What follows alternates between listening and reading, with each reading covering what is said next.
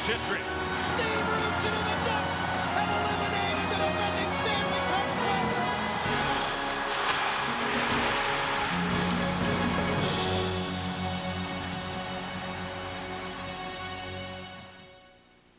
Hello and welcome to another edition of Mighty Ducks Classics. I'm John Ahlers along with Brian Hayward as we look back at some of the greatest games in the history of the Mighty Ducks of Anaheim. And tonight we go to June 7th, 2003. June hockey for the Mighty Ducks can only mean one thing, Brian. Stanley Cup Finals, Game 6 against the New Jersey Devils. The hangover is over.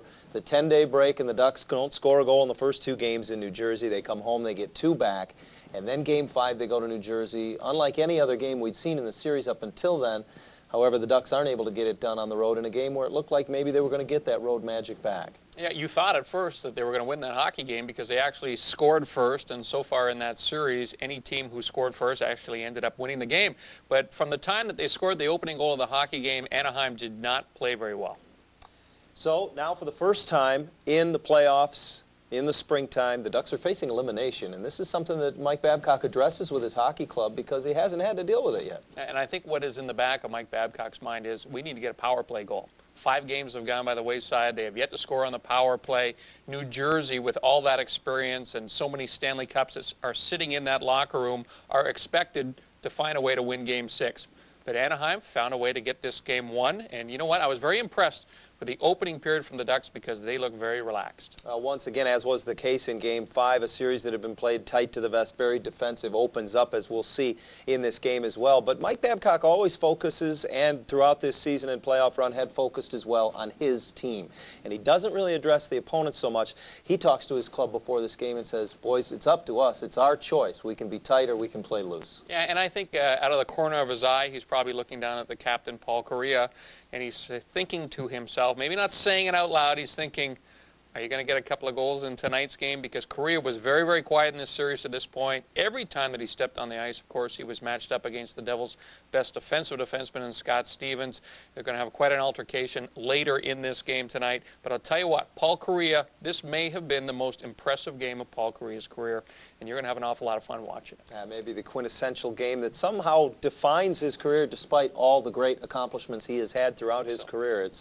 It's the game where Paul Kariya is concerned. The Cup is in the house at the Arrowhead Pond of Anaheim. We'll take a short break, and when we come back, we'll take you to June 7th, 2003, Game 6 of the Stanley Cup Finals between the Ducks and the New Jersey Devils. After the break, with the call from ABC Sports, it'll be Gary Thorne, John Davidson, and Bill Clement.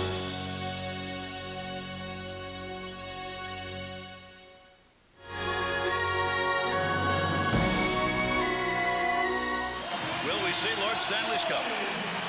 That is a very good question, and I feel that the Stars, by the way, in my mind, are on the ice. And I think that if the Ducks can handle the big, rugged players, if Stevenson is on the ice to start for the Devils, if the Ducks can handle that big size, they have a chance. And I think it will boil down to Brodeur and Giguere. Nieuwendyk unable to play tonight. He is here. The Devils, of course, with a chance to win the Cup, have brought all of their players are on hand here tonight. Ozolek takes it back in behind the net. There are no changes in either of the lineup for tonight's game. And as has been true on home ice in this series, Mike Babcock gets his big 3 scorers together with Sykora, Kariya, and Adam Oates starting tonight on a line that'll probably be out there a lot and stay together. In the corner, that's Oates who partially deflected the puck. Rayom helped to hold it in, taken by Breland, trying to get Stevenson. Stevenson goes to the corner, suffered the hit along the near side boards. Rayom got it back to him, looking for Breland. Stevenson lost it. Paul Kariya picks it up. Message sent right there by Ruslan Saleh and the Mighty Ducks. That return is Stevenson, and they just ripped him into the boards. And a whistle, that'll be an offside as the Devils tied it up. 13 years between Stanley Cup Finals for Pat Burns. Does he finally get his name on the cup? 1 game away from it. He knows how hard it is to get to the Stanley Cup Finals. 3 times he has been Coach of the Year, winning the Adams Trophy during the regular season. But he made it to the Cup Finals in his rookie season and has not been back since. Now he is 1 win away. Cleared up the near side wall and out for the Devils. It'll be dumped in. Jamie Langenbrunner, 15 out there for the Devils. He's the leading scorer in the playoffs and a Conn Smythe candidate. Dumped to the wide side, sent in by Nick Hobler. The Conn Smythe going to the most valuable player for his team in the playoffs. Played back up along the boards, but not out of the zone. Howard able to hold it in. Down low, Mike Leclerc. Leclerc trying to reverse to Rucchin. Pretty good shot put on him as he got tied up. Stevens tied him up. Leclerc trying to run it in. Brodeur knocked it away, but they got the puck down low and a pile up in the paint. Devils return in a hurry. 3-on-3. Center. Just picked out of the stick on the near side. Jeff Friesen was cutting. Friesen's had 3 goals in this series. Bounces away to Steve Rucchin to Niedermayer. Niedermayer dumps it in. Guys, you notice the Ducks had their top 2 lines on the ice already, and Madden has not been on the ice against them. So Pat Burns is not going to worry about changing on the fly. He wants his team to have flow, not get caught changing all the time. And over to Thomas, it comes from Cheestov. Cheestov, Thomas, and Oselich, the defensemen, were up on the rush. Gomez bats it around the far side. Up to the point, Marshall had it, lost it. Gomez kicked it away. The Devils in that last game showed their team speed. Saved Brodeur and Thomas's chance. They've got some out there right now. Davidovsky got it up into the middle. Lost as Elias could not handle. Cleared back off the near side wall. Patrick Elias has had half of his 12 playoff points in this series. He is the leading scorer in the series for either team. Marshall sends it out of there. Sauer will give chase. Sauer back. Banged it off the wall. Both teams changing it up. Near side for Paulson. Davy Paulson wanted to move it in. Got rubbed out along the wall by Colin White. Cleared back up off the glass. Was Blair able to hold it in? His chance blocked. Right in front, loose. Ooh, that was close. Niedermayer and White ran into each other. Devils start using 4 lines. 4 lines. Never all the travel. The Ducks are going with 3. Near side boards and in. Niedermayer got it in, but that's going to be an offside. The message that Mike Babcock, the head coach of the Mighty Ducks, sent to his players this morning in a meeting was pretty simple. He said we can be tight and tentative, or we can be loose and driving. Play our game, guys. We have to be loose, and we have to be a driving team. This team only worries about their play. You would think that they have to win it at even strength, Bill, because they've only had 9 power play chances in 5 games. This is a 5-on-5 series. Yeah, it seems to be, doesn't it? And the Devils have had the advantage in that. The Devils are a plus 14, 5-on-5, while the Ducks are plus 7, 5-on-5. Friesen in the middle. Friesen taken out of the play. Played by Giguere to the near side. Good defensive play by Soleil, who took Friesen out. Back is Jason Crow. Crow, top of the circle. Shot wide. Brodeur had no idea where it was. Langenbrunner looking to move it out. They had an odd man rush going. Oh, Friesen was up ice as they were on a defensive change for the Ducks. Intercepted Krog, lost it. Friesen sends it in. Devils will complete a line change. Sanjis Oselich comes back to get it. Oselich has had an outstanding series for the Ducks. 3 points, leads the Ducks in points in this series. Pretty amazing. He's already tried to crush 2 bodies out there. So Sanjis Oselich is part of what the game plan is for the Mighty Ducks. They didn't think they responded well enough to the aggressive play that the Devils had in Game 5. They want to beat them with a punch here in 6. Madden is out there now. JD talking about the man right there, number 11, Madden. Paul Kariya had it taken away. Stevens has been out there as much as possible. The Devils defenseman against Paul Kariya throughout this series. He's out there now. There's Stevens who batted it away. Came loose. Madden overskated. Sykora picks it up. Gets it off to Paul Kariya. Kariya, Sykora trailer. Kariya waits, goes wide side. Hit Madden. Came to the blue line. Chance. Deflected shot. Ducks take the lead. Don't tell me we're going to have another weird one like we did the other night. That went in off the laces of Scott Stevens. Game 5, the Ducks had the puck shot at their net all game long, and there was weird bounces. So you know what? Why not do it to the other team? Here's the shot off the leg, over the leg of Brodeur. 1-0 Ducks, and it was nothing fancy at all. No, Scott Stevens, I'm sure, would like that back because he turned, and he couldn't have deflected it more perfectly had he been trying to put it in the net.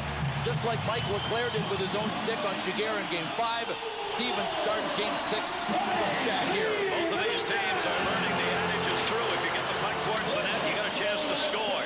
That off the side of the net, right back into the middle, picked back up by Niedermayer. Steve Rucchin will be credited with a goal. Shot, save made Giguere on Scott Niedermayer. Held in by Stevens into Breland, and the pace picks up again.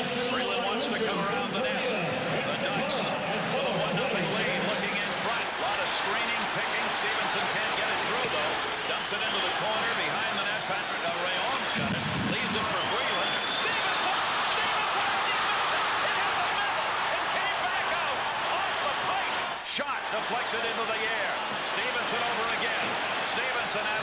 an empty net to shoot it. Rolls out to center. Well, we got to see the replay of that. I still can't figure out where the puck went. To wrong hit. It looked from here like it had a chance to have been in, but I think it was an optical illusion. We'll see it on the replay, but Turner Stevenson just about tied the game. Two good shifts for that line. Rayold, Stevenson, and Breland. Here comes Ahlers, leading scorer in the series. Banks it into the middle. Just wide of the net. Set up on the near side for Marshall. Gomez has it. Back for Marshall again. Marshall goes to the corner. Taken out by Paul Kariya. Puck loose near side. Devils swarming after they fall behind. The goal at 4:26 by Rucchin is second of this series. Sixth of the playoffs. Kariya, Sykora the assist. Now the attempted out. Oates gets it and clears. Stevens back in his own end as the Ducks withstand a flurry after they got the lead. Remember, the Mighty Ducks scored first in Game 5, and for the first time in the playoffs when scoring first, they lost. They had scored first here to make it 1-0. It looked like an innocent play. It was, until Scott Stevens became a factor, and then later the Devils tried and just missed.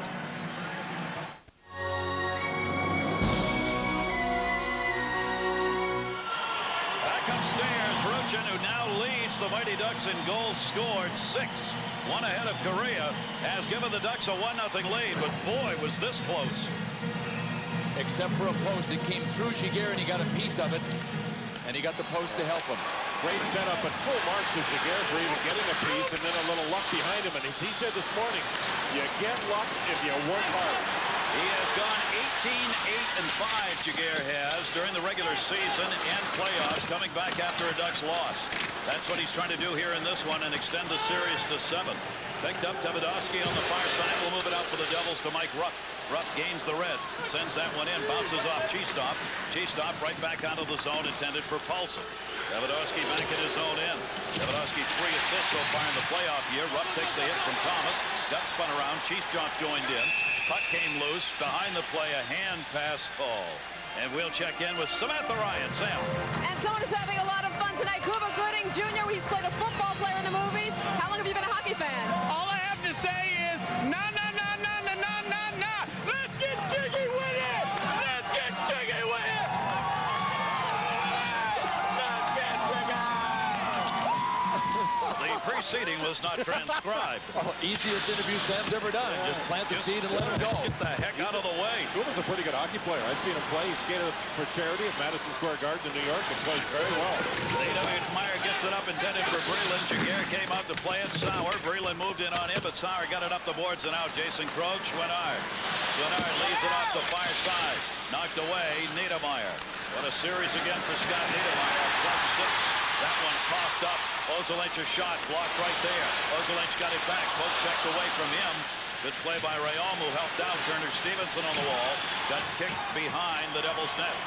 Martin Brodeur looking to become the 4th winningest goaltender in playoff history. If he can get a W here, he's tied with Belfort all-time in playoff wins. But the Ducks got the early lead, and White took the early hit trying to get off the ice. Almost lost behind the net. Sauer came back to get it. Moved up near side. Rucchin who's got the goal. Rucchin had it flipped away. Rucchin trying to move it in. Lost it. Played behind the net to Rafalski. Rafalski and the attempted clear. Gianna got it out of there. Back to get it. Hovland in his own end.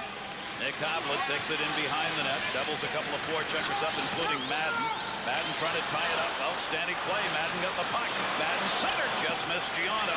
Picked up by Niedermeyer. Rob Niedermeyer clears it out. Colin White's got to come back to get this. Keep in mind, both teams have lost only 1 game this playoff year at home. These Mighty Ducks have been so defensive-minded on their home ice. They have given up 11 goals in 9 games here. That one lost. Nobody knew where it was. Niedermeyer lost it. Elias tip, save, rebound, Gomez shot. Save made by Giguere. All right, Niedermeyer's got to move the puck off the boards and out. He hesitated. The Devils are quick. And all of a sudden, the puck is deflected into the goaltender, Giguere, who had a little trouble trying to find it. Look at that. Watch what happens here, too. Ruslan Saleh overshoots his target. Watch when Gomez goes for the rebound. There comes Saleh. Whoop, he missed him. And that gave Gomez a rebound shot. Elias made a good quick play. Up high. Gomez, I saw Gomez today, guys, at the hotel. I said, what are you doing? How are you feeling? He said, I got to go watch the ball game. He had to go watch the Cubs and the Yankees. By the way, he was telling 2-time MVP in Anchorage of the slow pitch league there, co-ed. Making sure he tells everybody. Wanted it filled in, didn't he? Yeah, he said the first time I deserved it, the second time he says I think it was on reputation alone. What? Why do you think he played to begin with? Co-ed. Yeah, that's right. He's just stupid. Smart Alaskan kid. Bounced in the air to Adam Oates. Oates could not control. Taken back in behind the net for Stevens, and a penalty coming off the near side boards. I think it's Elias. You know, I think he leads his team in penalty minutes in the playoffs, and he goes for 2. The Ducks are up by 1. 26 New Jersey. Obstruction. Interference. Brad Watson and Dan Maruelli are referees. We'll take a look at it here. Paul Kariya trying to get by. Yeah, if it hadn't been 4 hits, Dan Maruelli looked like he was going to let him go after 3, but he came back at him with a 4. First one was fine. Then 2, 3, and 4. The Ducks are 0 for 9 in the series, and here on home ice, 0 for 3. This has not been a power play playoff. Save made Brodeur and Soleil's chance. Kicked back against the boards by Pandolfo. Soleil trying to hold it in. Did Niedermeyer came up, lost it. 2-on-1 short-handed. Don't you know it? Pandolfo leaves it in. Shot saved by Giguere. How big is that? How big is that? Scott Niedermeyer in a 2-on-1 with Jay Pandolfo. Scott Niedermeyer is one of the greatest skating defensemen in the history of the sport, and he showed it here. If it's not Madden jumping up, it's Scott Niedermeyer. Top of the screen. He senses it, green light. Nobody going to catch him. See how he opened up so that Pandolfo could hit him on the forehand? Good job by Ozolinsh back. He made sure there was no pass, so it's an angle shot, and Giguere's got to play the shooter. Great job defensively. That was Soleil playing the point on the power play who got caught off ice. Ozolinsh had pretty good confidence in Giguere there, didn't he? He left him wide open for Niedermeyer, like, Jiggy, he's all yours. Mighty Ducks have given up only 1 short-handed goal in the playoffs this year. Still on a power play here. They are 0 for 15 against the Devils this year in the regular season playoffs combined. They've not scored a power play goal against New Jersey all year. Thomas gets it from Kariya, sends it around the net, cleared back up and out of the zone. Pandolfo to Madden. Madden kicks it off the boards, followed by Rucchin. He's got Stevens with him. Stevens gets tied up. Scott Stevens, who doesn't join the offense very often, got taken down, and he gets caught back up ice from center on the gun in by Sykora. Sykora following it up, can't be moved out of the zone. They'll try and get it set up here with a minute left on the advantage. It's been the Devils who've had the chances. Power play for the Ducks. Far side is Thomas. Steve Thomas looking in front. They've got Rucchin set up in the middle. Kariya's playing a point. All Kariya's on the blue line right there. Kariya winds up, fakes it, pass in the lane, shot, hit the outside of the net. Thomas back up onto the point, held in. Outlet dumped it off the wall, and again, short-handed. Madden's already up ice. Played off the boards for him, but he's going to get a line change. You know, Paul Kariya told me he's going to shoot more.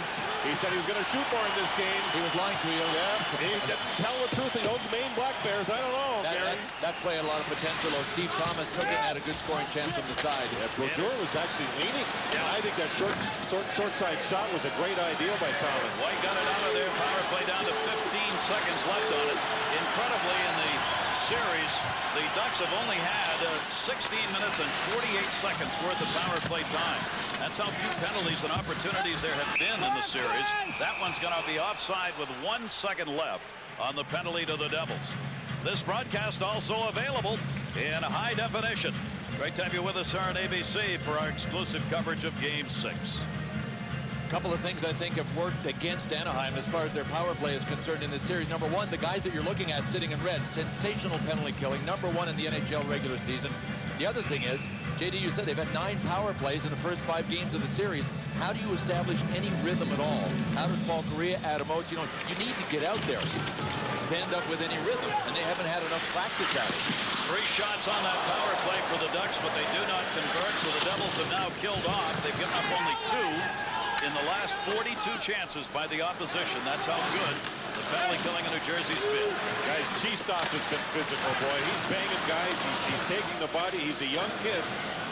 Early 20s, was quiet in Game 5 in New Jersey, but in this game, he has been involved, and you have to be to counter the Devils' size. He took a shot at Darian Hatcher during the regular season in one of the early games for the Ducks, which is when they knew Cheestoff was going to be one of their future stars. Hatcher had decked him, had gone to the bench. Cheestoff went over and found him and took a stick to him up high, and they said, that's it. That's why we got him. Rupp almost got leveled at center ice. He and Swadar did battle. Played back in the zone by the Ducks. A 1-0 lead. If the Ducks can win this, there will be a Game 7 Monday night. If the Devils win it, we will see Lord Stanley's Cup. The Stanley Cup on ABC Sports Championship Television.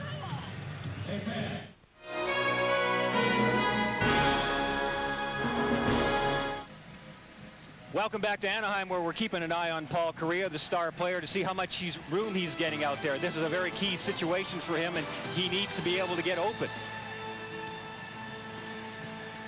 If you get open on a penalty shot like Bure did, you're going to be one of the rare opportunities in Stanley Cup playoff final history.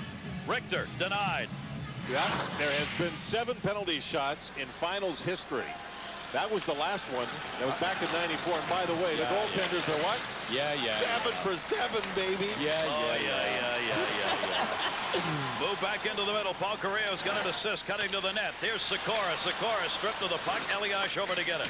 Elias cleared it around the near side. Havlet batted at it to help hold it into the zone. Couldn't keep it there, though. It'll be moved back out. Graham Marshall. Elias, room. Elias to Marshall. Marshall tip blocked by Paul Kariya. Elias back for Marshall. He was tied up in the corner. Turnaround shot wide of the net by Gomez. It'll be stepped up. Tip on. Giguere makes a save. Elias was very high, but deflected that. That was not an easy chance.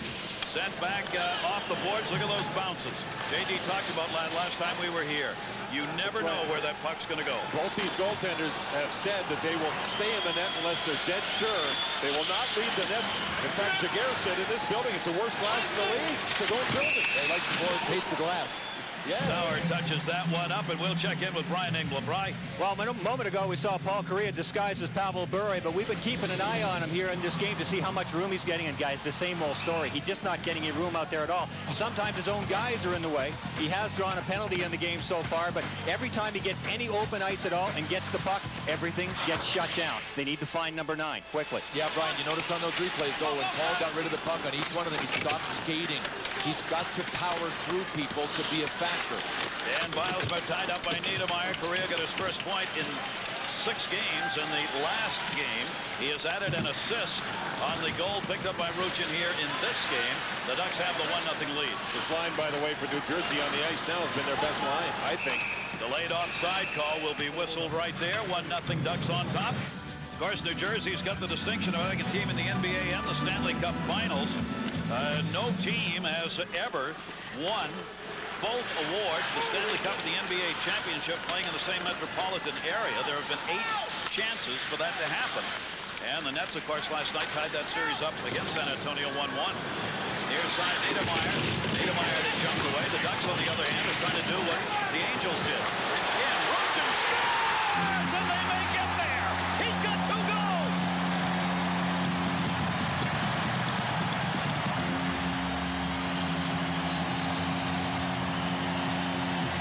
Almost the same spot he scored from in Game 5.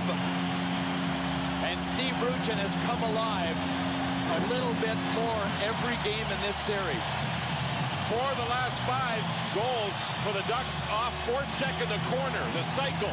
Beautiful shot inside the goal post by that long reach of Steve Rucchin. And they generated a 2-on-1 down low. You see when Leclerc picked it off the boards, it was a 2-on-1 on Scott Niedermayer. And you know, Billy, when you have a guy like Rob Niedermayer taking the puck away from 2 Devils, that means somebody's open. Rob Niedermayer made it work along the boards. Boy, did Brian Murray, the GM of the Ducks, pull a steal. He convinced the ownership, which was against it, to sign Rucchin to a 4-year deal, but they did not want to. They got him for about $11 million over 4 years. If he was a free agent this coming year, what would he be worth? Yeah, this is his first full healthy season. First full healthy season, all 82 games, and then all the playoff games. Mike Rupp moves that one in. Rupp turning to the middle, gets tied up. Good play by Sammy Paulson, who would not let Rupp free. Intercepted, sent wide of the net on the turnover. Hits the back of the net, and Giguere covers. 13:42. Rucchin's got 2 in the game. Leclerc, Rob Niedermayer the assist. Celebrate that one, Anaheim 2-0.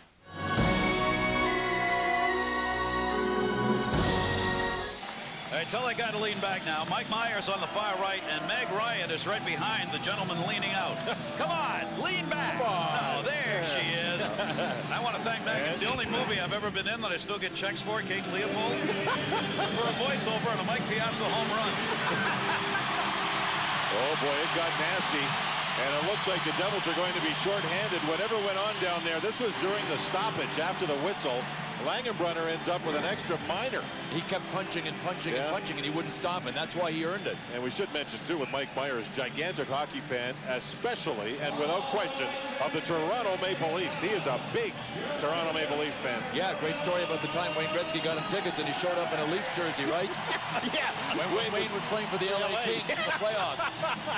That put a little strain on the relationship. He's a good man. All right, we're getting the calls done here, and it's only one up on the board, and it's going to be against the Devils. And they've got nobody in the box yet, and the officials want them to get somebody over there. You know, Bill, when this all started, Steve Thomas was involved, and he's fired up again. Remember the last home game here, or the last couple of home games?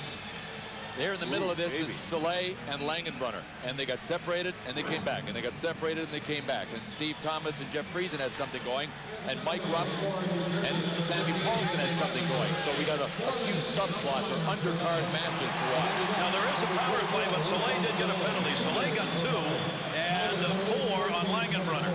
So they're all roughing calls, and now a power play, the second of the game for the Ducks, already leading it 2-0. Still looking for their first power play goal. Oh, Madsen was thinking breakaway. Far side shot, Sykora wide, rebound, LeClaire, Niedermeyer blocked into the corner. Pandolfo there, got the stick in front of it. Bounces to the near side. The Ducks on top, 2-0, 5 to go, first period. Banked off the far side, Sykora. Sykora sends it in, LeClaire, Niedermeyer, Sykora up front, Ozelich. Back along the point, Sykora there, block shot up high.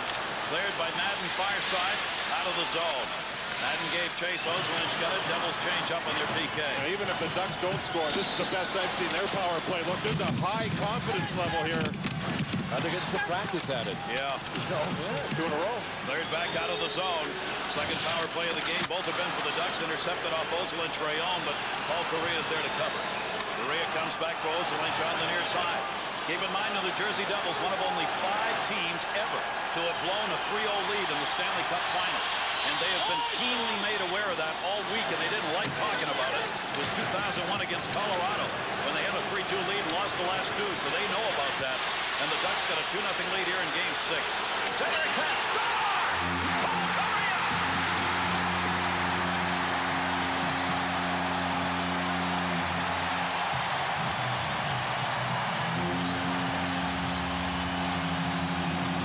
May have been Thomas. What a blistering shot from the middle. I heard iron, so I know the Kariya shot definitely hit the goalpost. And it came right down to Steve Thomas, I think. But how many times have the Devils given any Mighty Duck on the power play this much time? Look at Paul Kariya moving to the shooting hole. Hit the post, fluttered right down to Thomas. Steve Thomas went into the zone where you get hammered, knocked down, and battered around, but he got himself back up, found the rebound as the puck hit his body off the goalpost, and he finished. Kariya shooting, he hit the post, he'll get an assist. And guys, you know, when you saw Game 5, the Ducks looked like they were on the mat. The question was, would they get off the mat? Well, they're off the mat. The jury is back. 3-0 lead in this game in the first period. We went into the last game without a goal having been scored in the first period. Now the Ducks have got a 3-0 lead. Not only that, they've ended the power play drought. They get their first power play goal against the Devils all year. Regulation 4 playoffs, as they are now 1-4-11 in the series. And a 3-0 lead. They're out shooting the Devils 9-6. Up the near side boards, it'll be brought out by Tommy Ahlers. Ahlers moves it to the red line, feathers that one in. The Mighty Ducks, who have lived almost, well, not almost, entirely on defense this playoff year in the work of Giguere, are finally giving Jiggy a night where he can actually have a little room to breathe. But still, remember the 2-on-1 save he made when there was a shot on goal when the Devils were shorthanded. I mean, he's made 2 or 3 saves and a goal post that have made a bit of a difference here. Here's the bottom line with a 3-0 lead for either one of these teams. Whoever has that lead just has to play their game. The other team has to stray from their strength and play to a situation that may be a weakness, which is offense. And the we see the Ducks win this game Monday night. The cup on hand if the Devils could win it to be awarded tonight. Far side Niedermeyer. Niedermeyer dumped it along the boards. Breland came out to get it. Breland backed it up, but Ozolinsh is there. Ozolinsh had some room near side to Niedermeyer. Niedermeyer tried that blind pass near side for Schwinard. Schwinard picks it up, sends it in, took a hit from Stevenson. Laid back behind to Niedermeyer. Niedermeyer and White together, 2:16 left to go in a ferocious first period in a series where you just never know. Gianna trying to turn it in, backhander right through the paint. Mason Krog over, sends it up ice. Nobody touched it. Icing call coming. If Stevens gets there first, and he does. Another thing Paul Kariya said this morning, he said, our 3 goals that we did get in New Jersey, they were off the cycle in the corner. He says, we don't get much off the rush. We want to get the puck in the corner. Somebody said, well, isn't that what you didn't want all that room back there? You wanted the goal line moved back. Remember when you were talking about the league? He said, well, that's where the room is. The only room you have against the Devils is in the corners in their own zone. Turnover, Pandolfo a chance, knocked away by Giguere. Devils able to hold it into Madden. Madden, Gianna, and Pandolfo on this line. Puck came up the wall to Rucchin. Rucchin's going for the natural hat trick here if he can get one more in the period. He scored both goals, and that one's brought in offside by the Ducks. Gary, you talked about the Mighty Ducks signing Steve Rucchin to the long-term contract. Until this season, the 2 previous seasons, he had missed 110 total games with everything from a face that got crushed by a slap shot to a broken foot and a broken ankle. And I guess that was the big question and the big reluctance to sign him to the long-term deal. Is this guy injury prone? Brian Murray looked at the injuries, looked at video, understands the situation, and said, you know what? They were just circumstances. The guy can't be that unlucky all of his career. And you talk about signings for the Ducks. You think they might sign Teemu Selanne during the offseason? Add him back to the Kariya line and watch out. Paul Kariya is absolutely talking about that, has been for half a year. Langenbrunner taken down, penalty coming. Speaking of Paul Kariya, he's going to go here, and with 1:21 to go in the period, a power play for New Jersey. His stick came down and knocked the feet out as he was back checking. And Mike Babcock's Ducks in this period have been pretty diligent in their own zone. Kariya, 2-trip. It's a tripping call. Well, they've been hungry in their zone. Yeah. We think of being hungry only in the offensive zone. You got to be hungry defensively to win the one-on-one battles too, and have the passion to do that. Mighty Ducks have done that. This is big for both teams right here. Devils get a chance to get on the board. Here's the call. That was Langenbrunner who went down. Tripping's the call at 18:39. Devils on a power play. Cleared back into the middle by Keith Carney and out of the zone. The third goal at 15:59. Thomas got it, his second of this series, 4th of the playoff here. Paul Kariya gets the assist. Kariya's assisted on 2 of the 3 the Ducks have. Behind the net, Breland goes on top, a minute to go in the period. You see Niedermeyer coming right out, shot deflected in front. That hit Friesen, who was standing in front of Giguere. Brodeur comes almost up to the blue line. Old reliable Keith Carney was back there to clear the rebound away. Carney, who leads the Mighty Ducks at ice time this playoff year, over 27 minutes a game. Under a minute to go, Breland in the corner. Devils on their first power play opportunity of the game, as New Jersey's 2 for 16 in this series. Played back near side, Langenbrunner in front of the net. Niedermeyer, the defenseman, centered. That one gets bouncing off the far side boards and out. Well, you're right, Jersey has the 2 goals, but they were both at home, Gary. They've not been able to score on the power play here in Anaheim. Dumped in with 18 seconds left to go. Niedermeyer moving up to get it. Marshall was there. Gomez was there. Played back for Niedermeyer. Niedermeyer a wrister. Save made. Rebound flipped in the air. Marshall. Niedermeyer. Shot. Put high over the net. 4 seconds left to go. Backhander blocked by Soleil. And that's a period. And what a period for the Ducks.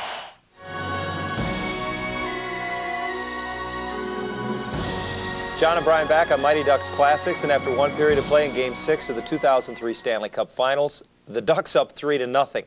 An incredible period on a lot of fronts, Brian, but I really, to me, what stood out is Steve Rucchin has an amazing period. He pots a couple of goals. He makes a big block there at the end of the period and really sets the tone for the hockey club. He made it look awfully easy, didn't it? In fact, all of the big guys for the Mighty Ducks were bang on in the opening period of game number 6. First of all, Giguere was outplaying Martin Brodeur by a mile. Jiggy made 3 or 4 very difficult saves. I can't think of a single difficult save that Marty Brodeur made. As a result, we've got the 3-0 3-0 lead for the Mighty Ducks. Paul Kariya is playing his best game. He's a factor every shift that he's on the ice. He's still facing that matchup with Scott Stevens, but he's dangerous in this hockey game. He's getting a number of opportunities. He's getting pucks to the net, and it almost looked to me like this game he had an extra gear, a little bit more speed from Kariya. Really the first time that we saw it in this series so far. And you talked at the top of the program as well about Mike Babcock looking at his team and hoping he can get some power play goals. Well, they do.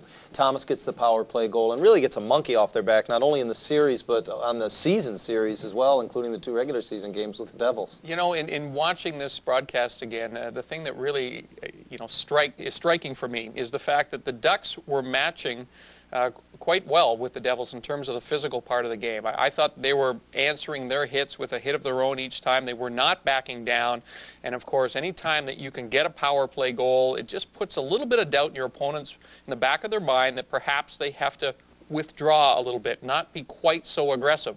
But the other interesting thing about this hockey game is now we've got a 3-0 game. That's not what you usually get in a Stanley Cup playoff game.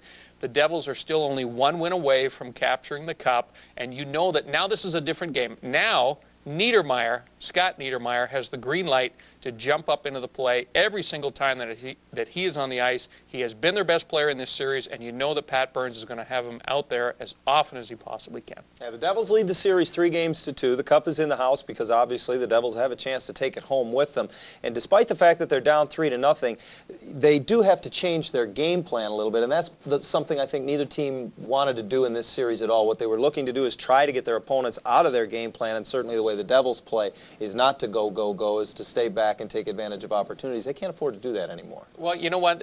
They're going to be on the attack virtually for the rest of the game. They want a chaotic game. They don't want kind of a systems game the rest of the way. And these are 2 systems teams playing against one another. But now you always play by the score, and it's 3-0 Anaheim. They've got some catching up to do, obviously, and so now Pat Burns is going to switch up his lines a little bit. He's going to shorten his bench. He's going to get his skilled players out there. They're going to move away from the hitting, methodical, block up the neutral zone kind of game, and they're going to look for some long passes. And it makes for a very interesting hockey game. Well, speaking of chaotic, certainly you're looking for bounces with chaos, and there were some bounces in that first period. The Ducks get a couple of bounces, in part the reason that they're leading 3-0 after 1 period of play. We'll take a short break, and when we come back, we'll go back out to the Arrowhead Pond of Anaheim for the second period of Game 6 of the 2003 Stanley Cup Finals between the Devils and Mighty Ducks.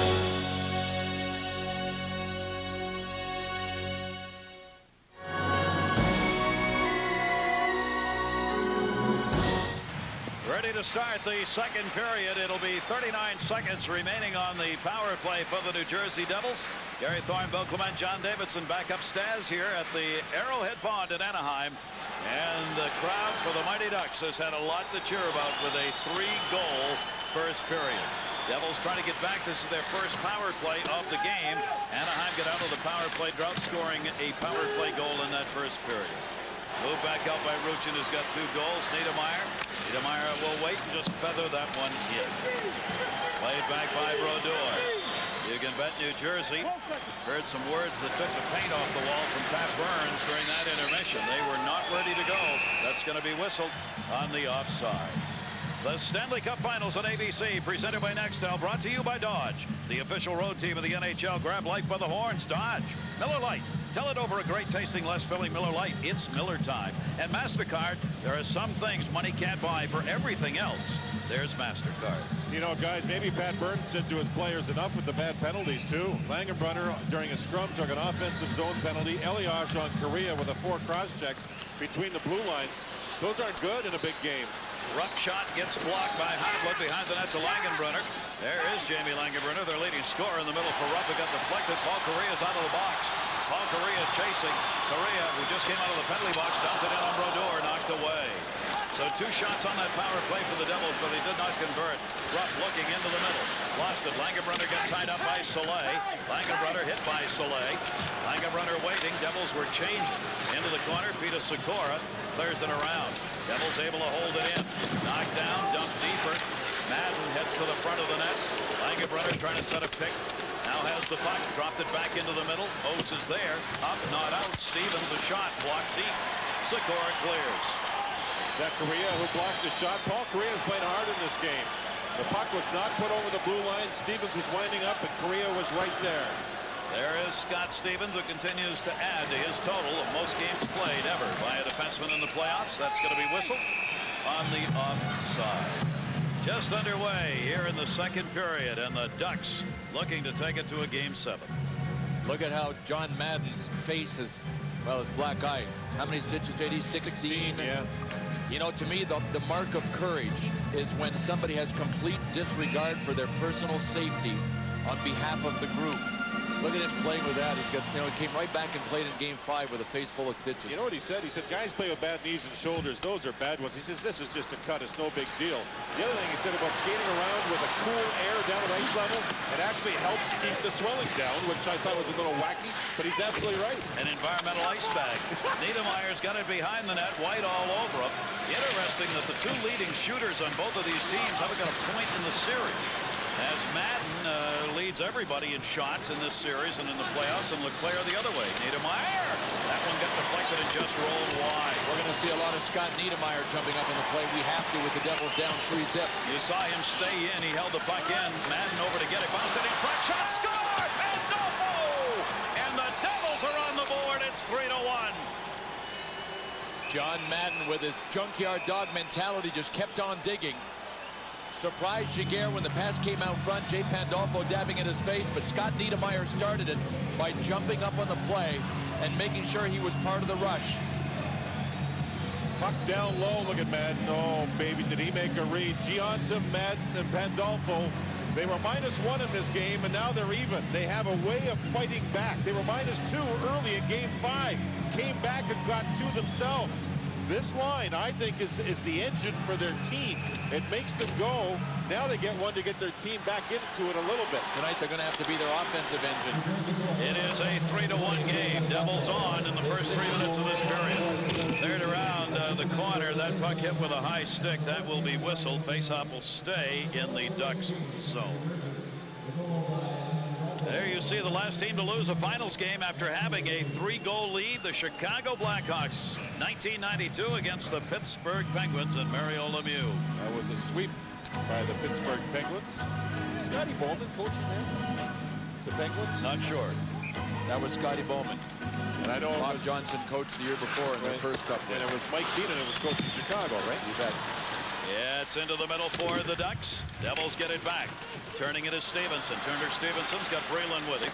Sends it off the wall. Those walls give you plenty of bounce. There's Breland playing it in the corner. Breland knocked away Thomas. Thomas will get it back. Over to Cheestop. Cheestop leaves it. Trailer. Carney. Carney into the zone. Carney a little wrong side made. Brodeur with a nice right leg. How about Keith Carney jumping up on the play? I think it's smart because his team up 3-0, now up 3-1, can sit back and try to win a low-scoring game. That's not them. That's the wrong attitude. Go for it. He's the 4th man on the rush, and it's a good, smart, low shot. And he's a defenseman jumping in to make it 4 men along with the 3 forwards. I think that's the mentality, Bill. Go for it. Get back that 3-goal lead instead of sitting back and all of a sudden it's 3-2. Mike Babcock's philosophy is the best place to play defense is in the offensive zone. Paul Kariya stepping up in the offensive zone. Bounce that one off the wall. Look for the return pass. Kariya doing battle over there to hold it in. Came behind the net. Sykora couldn't get it. Ozelin stepped up, took the hit from Marshall. Flipped up and out of the zone. Only 1D back that time for the Ducks was Soleil. The goal at 2:18. Pandolfo's second of the series. He's got 6 this playoff year. How about that? Madden and Gianta have picked up the assists on the Devils' goal. Great pass to Elias. Elias shot blocked into the corner of Soleil. They collide. Marshall trying to center. Elias banked it over to Gomez off the near side board. Gomez to the point. One-timer deflected right into the chest. Elias at a high deflection and a save for Giguere.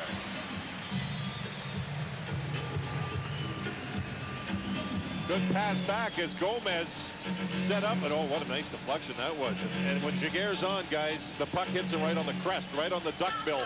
That's where he was. Look how he moves across. Both arms tight to his body so nothing sneaks through. Nice save. That hit a Devil and Soleil. Yeah. Double deflection. Elias with a nice play. And those are big saves. They don't look like big saves because it wasn't a remarkable catching glove save. There's the glove. Probably would have gone wide. Ruff there took the shot. Giguere gloved it. One of the most reliable defensemen in the NHL, Keith Carney of the Mighty Ducks. He is the father of triplets, and he has a daughter younger than the triplets. Active with the United Way. Great charity person.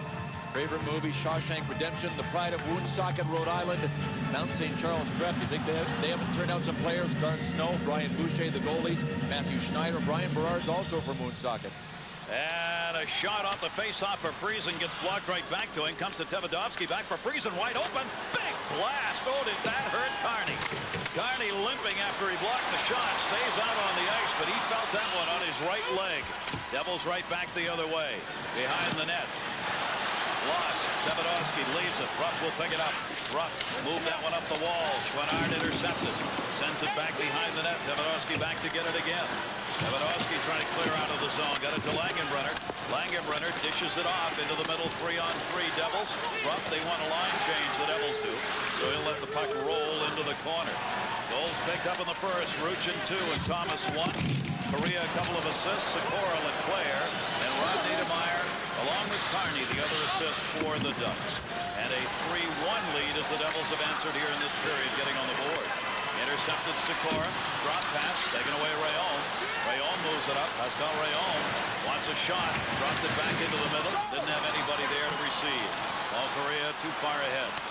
Niedermeyer leaves it with Scott Stevens. Came near side, Rayon. Rayon has really grown here this playoff year as a player for the Devils. Breland, Rayon coming down the near side wall, deflected to Breland, sent him behind the net. That's Turner Stevenson. Stevenson looking. Rayon comes back to get it. Rayon, Devils trying to find someone in the middle. Shot deflected, and Giguere through a screen hangs on.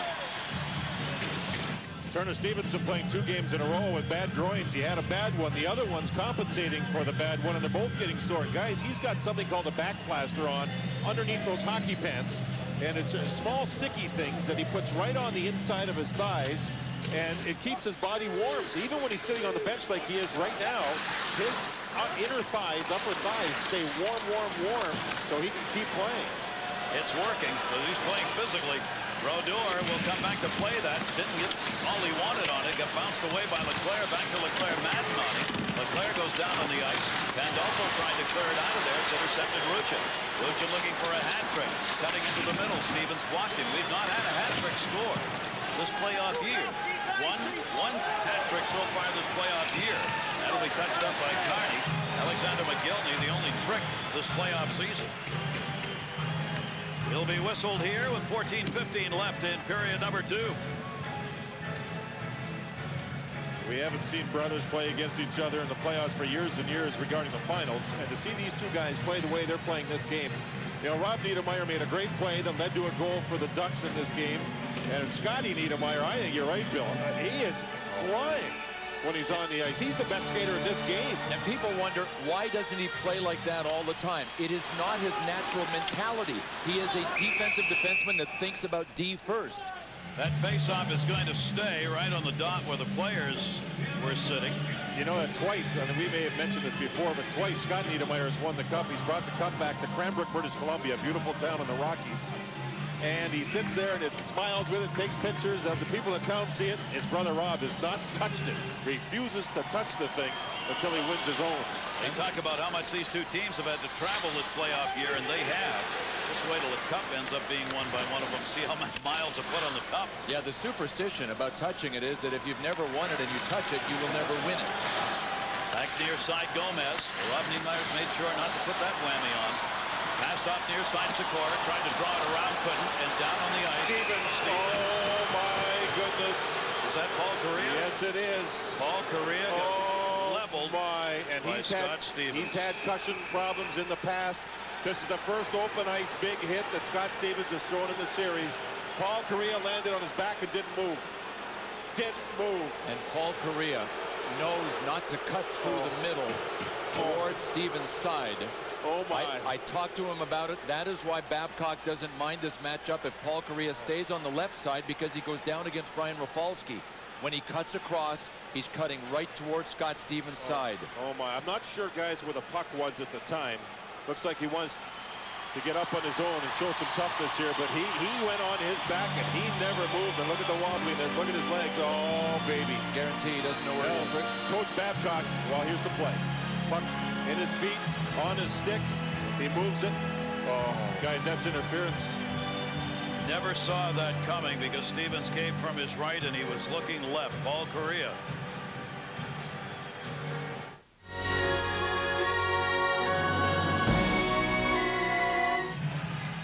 He is voted year after year as the hardest hitter in the National Hockey League. This is real speed. The puck is gone, and boom! It was not an elbow. It was a shoulder, top of the arm above the elbow, but it may have been a little late. There's a hooking penalty now. What is that? Jamie Langenbrunner completely out of control. That is a totally unnecessary penalty picked up in your defensive zone when nobody's got the puck. That's the second bad penalty he has taken in this game.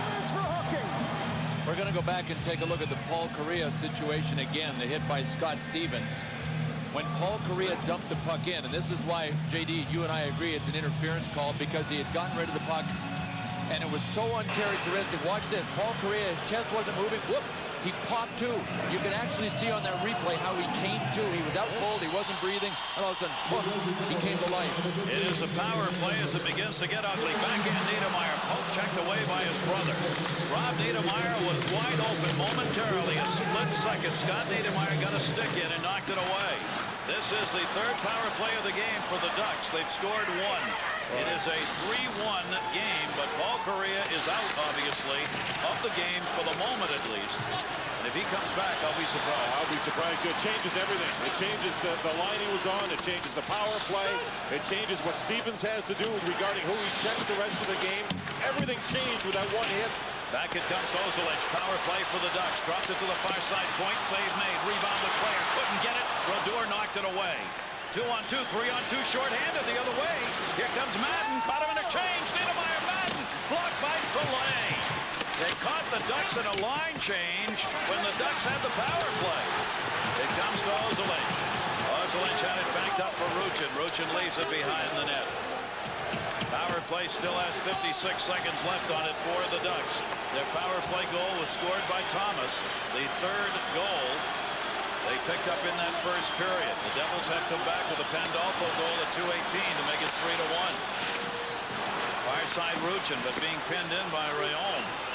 Ozolic behind his own net. Ducks started up but slowly. Devils at center with their four skaters. Moved in by Steve Rucchin. Near side for Thomas. Too far ahead of him. Cleared. Devils get it out of there. It'll be played behind the net by Giguere. I'm still in shock over that Stevens hit. Guys, we've had the opportunity to meet Scott Stevens plenty of times. Have you met a more solid human being before? I mean, he's built like a rock. Absolute rock. Ask Eric Lindros.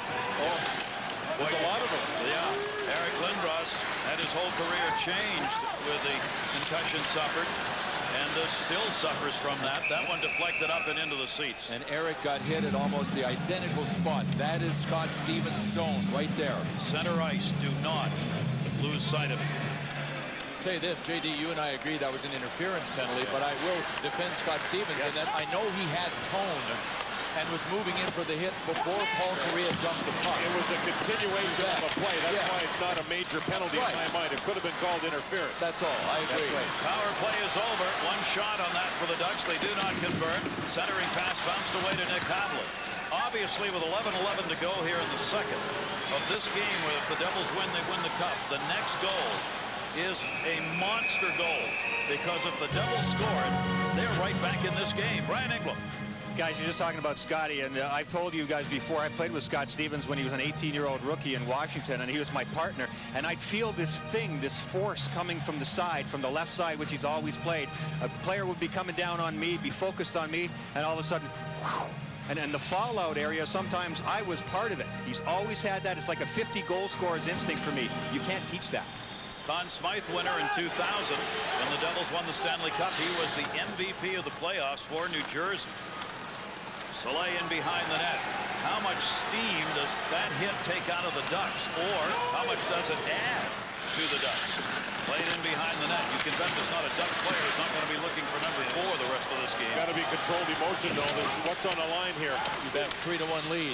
JD, you said that changes a lot of things. The one thing it doesn't change is that it's 3-1 Anaheim, and they still got to be really good defensively in this game. To me, maybe the biggest key is for the coaching staff to not overreact to a situation like that. You've got to be in control on your bench.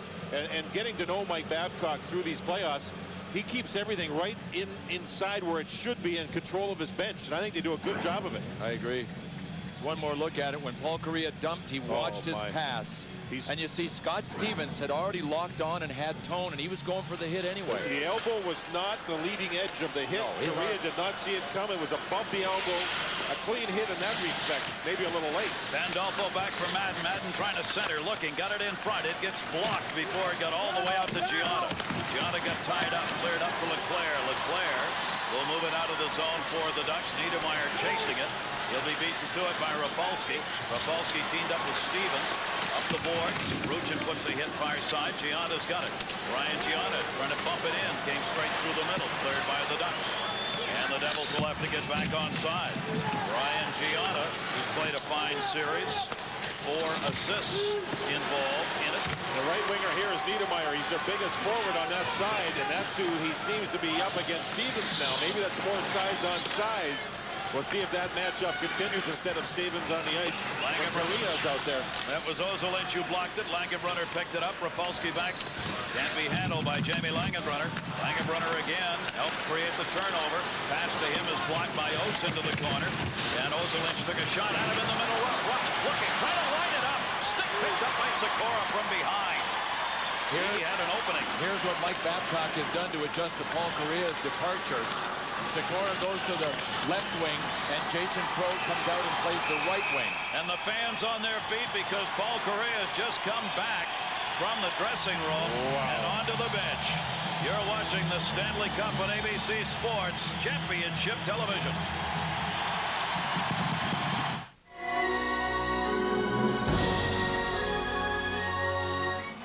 Fans on their feet, and what they're doing, looking down at Paul Kariya to see whether or not he's going to stay out. He went out, took a couple of skates, and now he comes out to play. Well, we're being told it was the wind that was knocked out of him. Well, I'll tell you what. It was the wind, all right. I'll tell you what. He's showing me something. I didn't think we'd see him until next season. Look at this. He's back. Agree. Unbelievable. He sure had a sudden gush of air come out of his lungs when we had that close-up of him. He was unconscious on the ice. Centered. Marshall almost directed. Marshall trying to reverse direction. Can't. Bounced right through the paint. That was a clearing effort by the Ducks. Nicholas Havlat threw it right through the paint. That's Kariya skating off ice. Oates dropped it. Shot. Big hole. Hit the post. Oates rebound got blocked. And Oates lost his stick. The Devils may be able to take advantage of it. Oates lost his stick behind the play.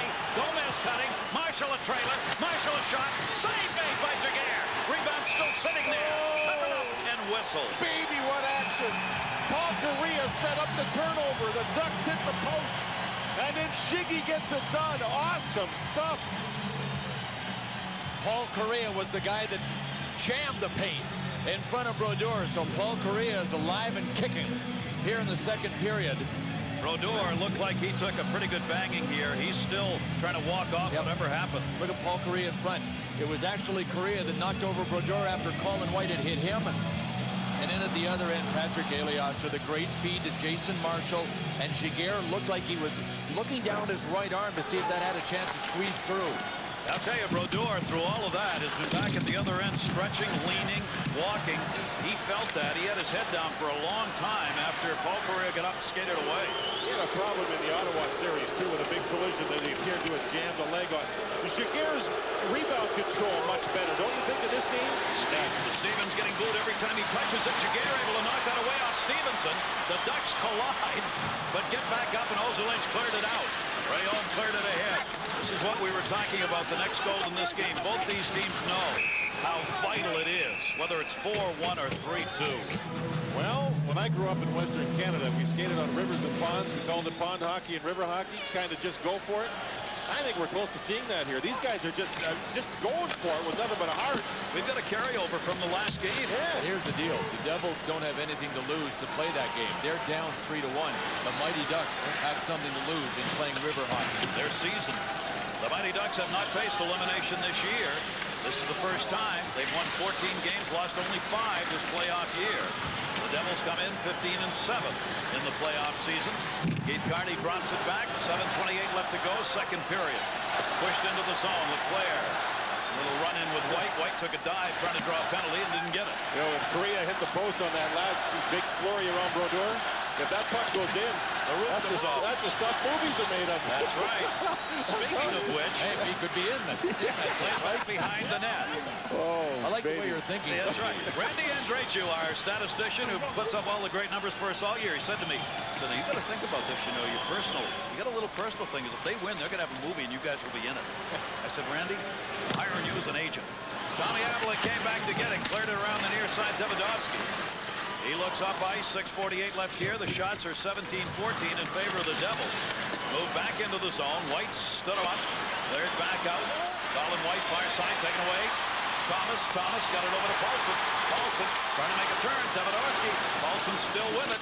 Paulson goes to the corner. Davidovsky got picked off. Paulson's open. Takes a chance. Save Brodeur. And that deflected. And he'll hang on. All you could ask for, the Stanley Cup Final, Game 6. You need to settle things down sometimes. Look at Keith Carney, old reliable. Look at it.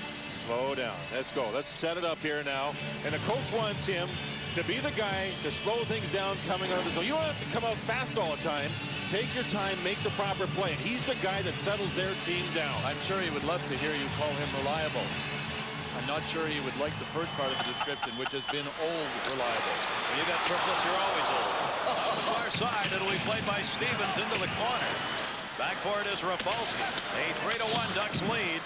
Here in period 2, Havlat could have touched that. They wave off anything. Kariya on the ice again. Well, Kariya's taking his shifts after coming back.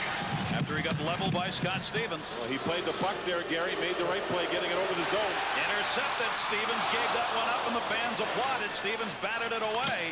But an opportunity right there for Sykora, and the puck ends up going up and over. Exclusive coverage of the Stanley Cup Finals on ABC. Ducks 3, Devils 1.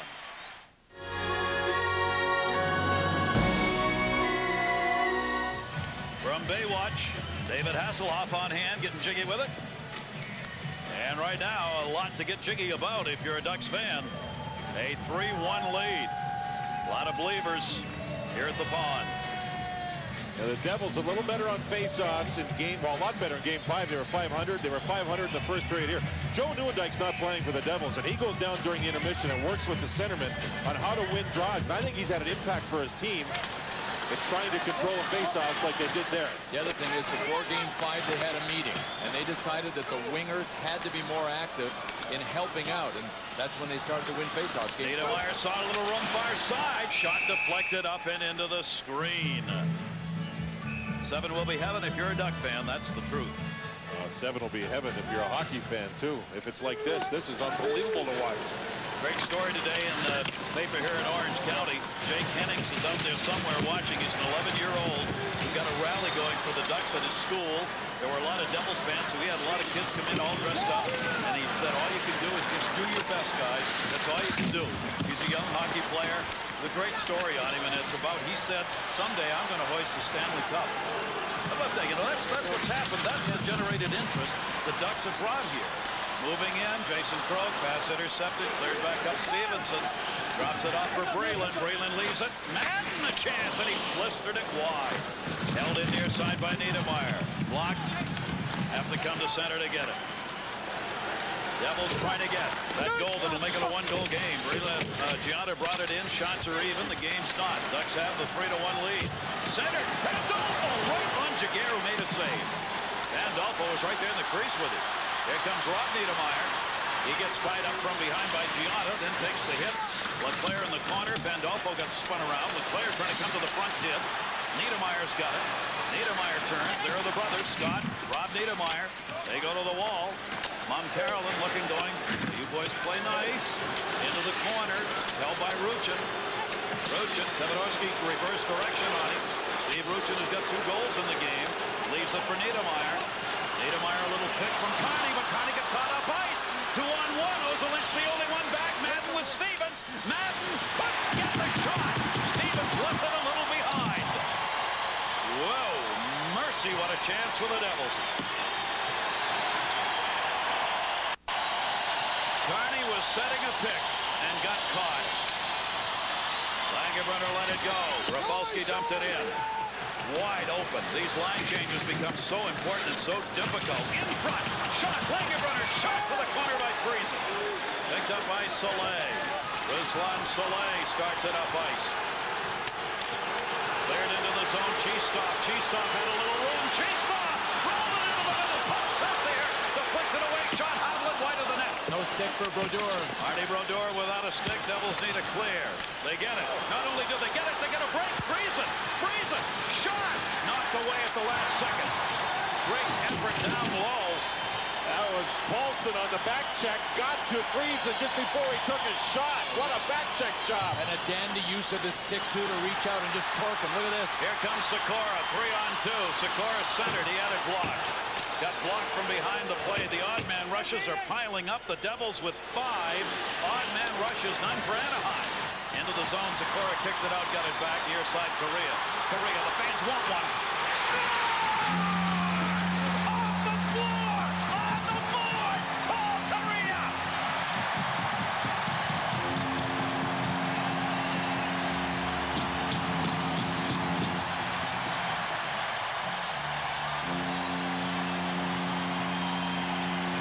You know, guys, I got to be honest.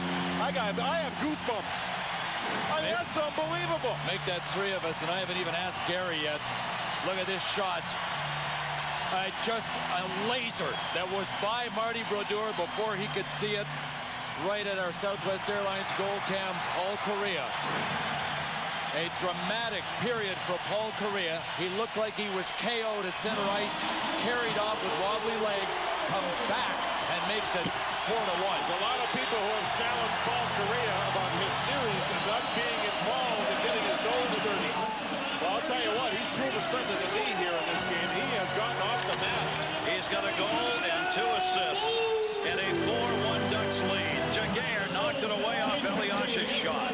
Oates cleared it up off the boards. It rolls into the middle. Marshall helped to hold it in. Devils have no intention of walking away here. They're down 3 with 2:11 to go. Kariya moves it back up. He's right back on the ice. The goal by Paul Kariya at 17:15. Sykora and Oates get the assist. It's Kariya's 6th of the playoff year, 14th of his career. In behind the net. Input on. Sour on Breland, who knocked the puck away. A ferocious second period. I mean, this has been some of the best puck you could ever want to see as a fan. It is phenomenal. These teams are going at it. There have been odd man rushes at both ends. Fantastic plays in front. Deflected. Stevenson tried to redirect. And you know, it is 4-1, but the Devils have played their tails off. I mean, they have worked and tried to create. Yeah, they have. And worked and worked and worked. But now, another penalty. This is a reversal of Game 5 where the Ducks took all the penalties. Slashing call. Stevenson. The crowd is still standing. Good as pass. Oates to Sykora to Kariya, the whole line, and he looked up. The defenseman put his stick out. It deflected off the defenseman's stick that handcuffed the goaltender Brodeur, top corner. Look at the reaction, and I just can't get over some athletes at some points in their career when they make a statement, and he has made a statement. First goal in 7 games for Paul Kariya. And a power play opportunity. This is going to be the 4th power play of the game. Stevenson goes for slashing at 18:27.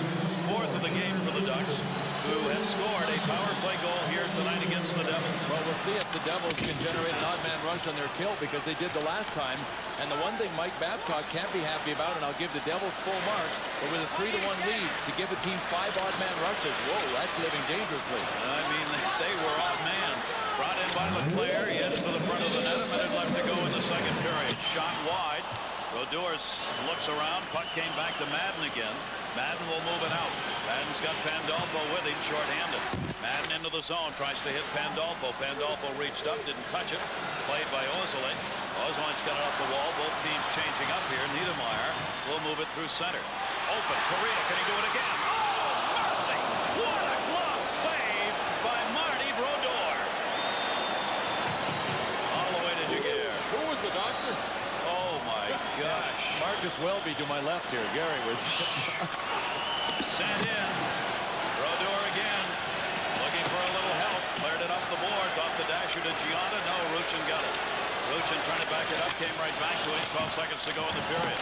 Power play still underway here. Nobody at that point. Ahlers had to come back to center. kind of interesting that Kariya went for the exact same spot, didn't he, on that second try? Rucchin has scored 2 goals. Thomas has 1. Kariya has 1. Pandolfo for the Devils. But this period has been about Scott Stevens as he leveled Paul Kariya at center ice. Took the wind out of him, knocked him out. Kariya came back and scored a goal.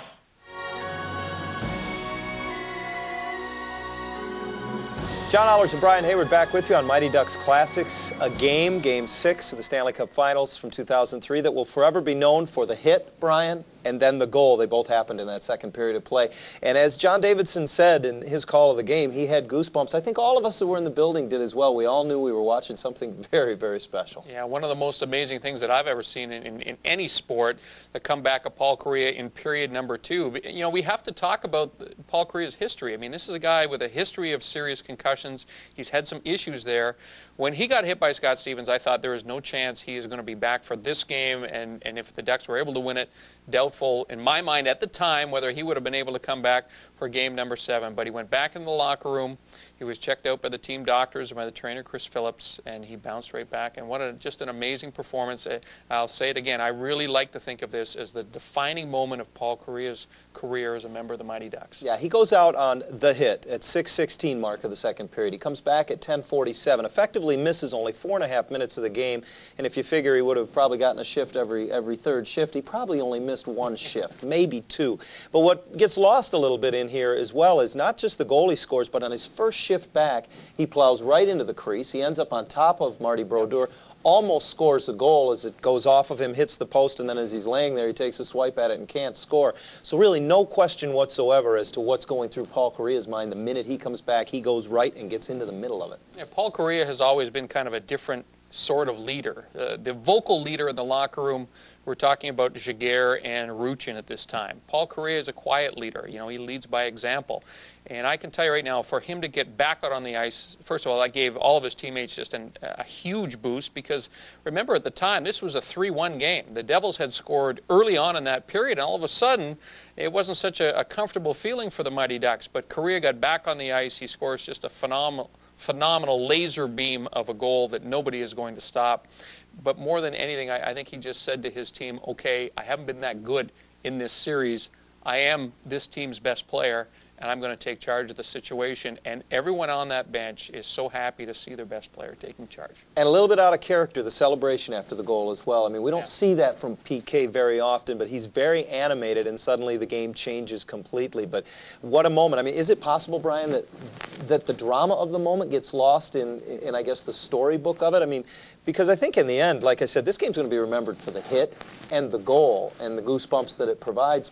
But is it possible that it gets lost in the mix that this was Game 6 of the Stanley Cup Finals and his team is facing elimination? I don't think so. Again, because, first of all, it's Scott Stevens, recognized as the most feared and most dangerous open ice hitter in the NHL. He's got a reputation. He pretty much ended the career of Eric Lindros with an almost virtually identical hit. And then there's Paul Kariya, again, with a history of concussions, and I thought at the time, this guy is done. I'll never forget this. You know, I'll never forget the run that the Ducks were on that spring as they went all the way to Game 7. But I'll tell you what, I will never forget Paul Kariya getting, as Gary Thorne said, getting off of the mat and on the board. It was just an amazing, amazing thing to watch.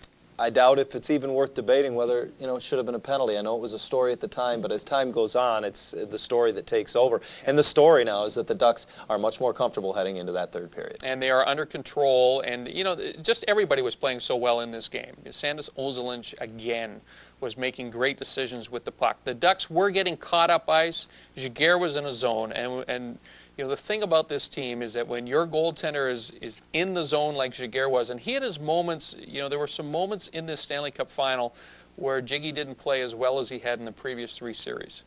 But this game was by far his best. And so then you're trying not to let it creep into your subconscious, but all of a sudden Kariya has stepped up and he's on fire in this game. Giguere is back to being the Giguere that was so brilliant in the early rounds of the playoffs, and you're thinking, they're only 1 game away from a championship. Yep, well, 20 minutes away from forcing a Game 7, now with the 3-goal lead back in their hip pocket heading into the third period. The Ducks up 4-1, down 3-2 in the series as they head to the third period of Game 6 of the Stanley Cup Finals from June of 2003, and we'll send you back for that third period after this.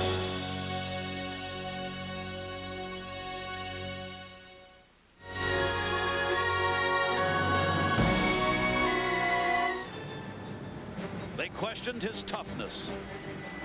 They questioned his ability. No more questions. This is the quest for Lord Stanley's Cup.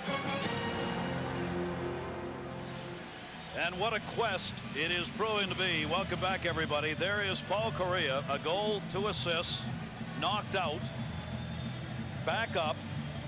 The battle with Scott Stevens, who leveled him in that second period. Scott Stevens had a way, at least in this series, of lulling everybody in a kind of a sense of amnesia. That is the first time I saw Scott Stevens come across in the series. How many elbowing penalties has Scott Stevens had in his career? 4. 4. Even on those hits, they're always clean. You guys mentioned that earlier in the playoffs. I almost fell off my chair. Yeah. And I mean, he is a clean, hard hitter. And the big debate is, and it's not even a big debate because it doesn't mean a whole lot, whether that hit on Kariya should have been interference or not. But it was not a dirty hit. He did not lead with the elbow. It was a clean hit. And a lot of people are saying that Paul Kariya will be saying after the game, I should have had my head up a little bit. I watched my own pass. We are underway, third period. Still time remaining on the penalty to the Devils. The Mighty Ducks start here with a power play. They have scored 1 power play goal in this game. This is their 4th power play of the game. Dump back, Devils get it. Obviously, that goal by Kariya at 17-15, giving them the 3-goal edge.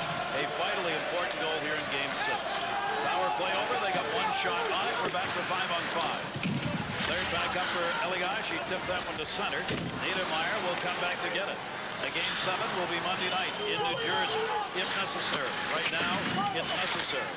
Niedermeyer, the Devils would have to mount one of the greatest comebacks in a third period of a finals game to get this thing won here tonight.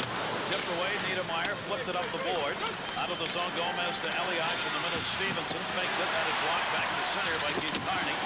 And paid a price. Leclerc over there put a hit on Turner Stevenson. And Leclerc didn't like the fact he got the stick up. They're still going at it. There will be penalties coming. At least one delayed call that's going to be against New Jersey. Knocked away by Brodeur. The Devils have taken some bad penalties in this game. That's something I don't think we'll see in Game 7 if there is a Game 7. Turner Stevenson got really rammed hard by Mike Leclerc, but it was clean. Then Stevenson came back with looked like an attempt to spear him. Then he came with the right hand. So Mike Leclerc went in right there. Watch what happens here. Yeah, he jabbed him and then he threw the right cross. Stevenson takes his 2nd minor in the game. And I think that'll be a topic for conversation if we get to a 7th game. And it's a double minor for the attempted spear, Bill. I think that's called. It's a 4-minute penalty. And I think that Pat Burns and his staff will address their team if there is a Game 7 and say, boys, you know what? This is not the character of the Devils. A double minor, so the Ducks will get 4 minutes worth of power play time. If they score a power play goal in the first 2 minutes, the power play will continue. The other end, Giguere able to hold it up. Giguere is 8-1 at home, as are the Ducks this year. His goals against at home 1.19, a save percentage of 9-6, and 3 shutouts on home ice for Giguere. And he has held the Devils to 1 goal so far here.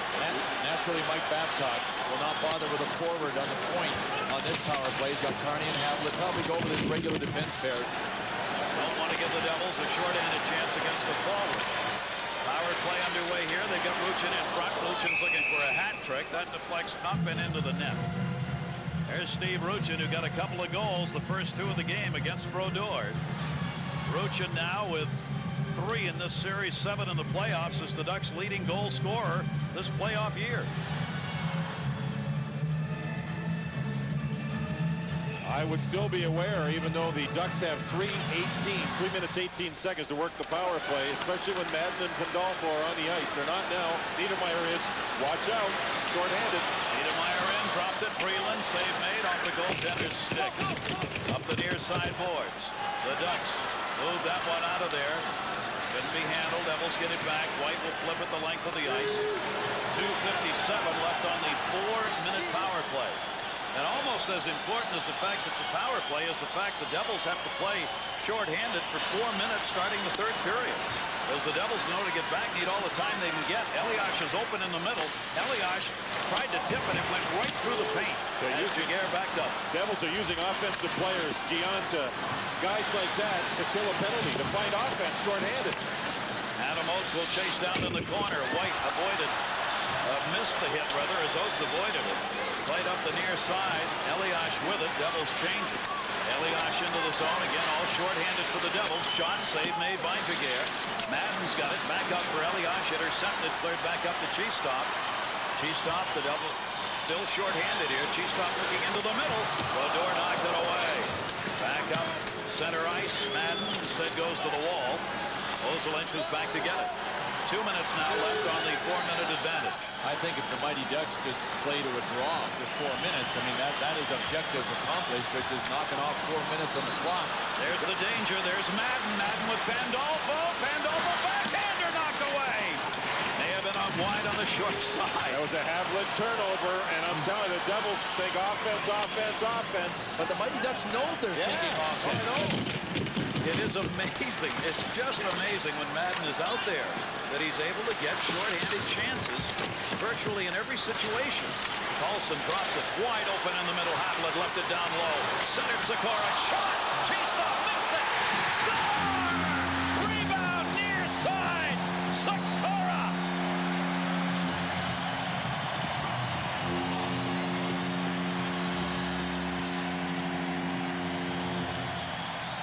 Can you say Game 7? Petr Sykora sure can.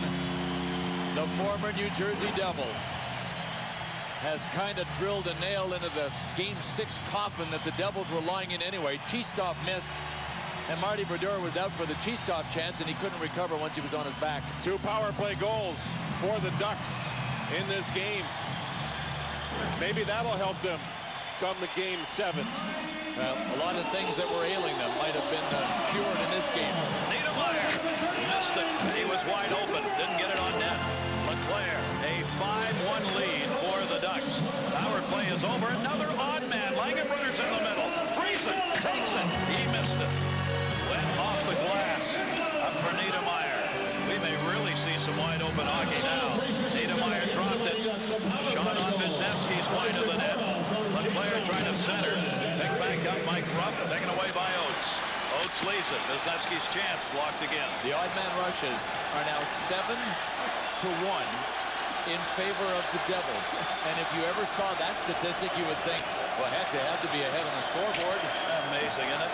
This series has just gone every which way but the way you expected it to go.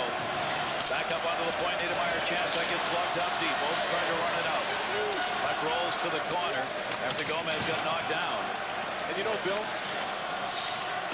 most of those odd man rushes are short-handed by the Devils.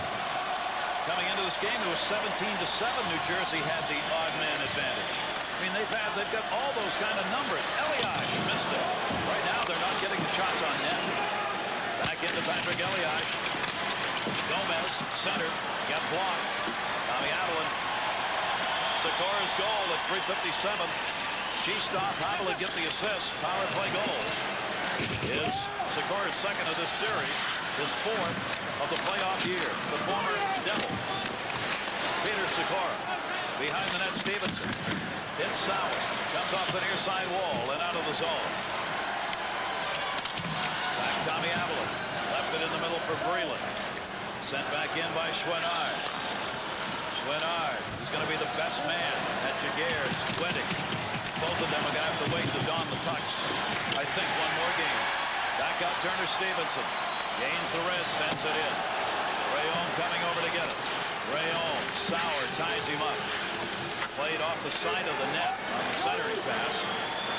And the Ducks flip it away. Jason Crow couldn't get it. Niedermeyer waits. Devils change. Near side Vreeland.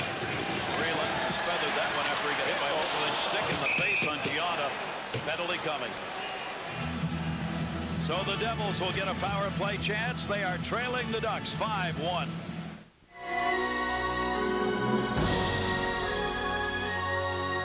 I found the first coach coach of the Mighty Ducks, Emilio Estevez. How has coaching a team in the movies changed your perspective of the game? Well, it's certainly given me a different perspective of it. I have such respect for the players, man. They're just unbelievable. What these guys are going through, and to come this far is just extraordinary. And for the coaches, from coach to coach, how is Mike Babcock doing his first year? He's extraordinary too, man. He's the man. He's just awesome in my opinion. Thanks, Emilio. Gary, Bill, JD. Sam, thanks very much. The penalty was picked up by high-sticking Krog at 6:26. Second power play for the Devils. They are down 5-1 in this game with a little over 13 minutes left to go in it. Sent it off the stick of Keith Carney. For Martin Brodeur, just the second time this playoff year that he has given up 5 goals in a game.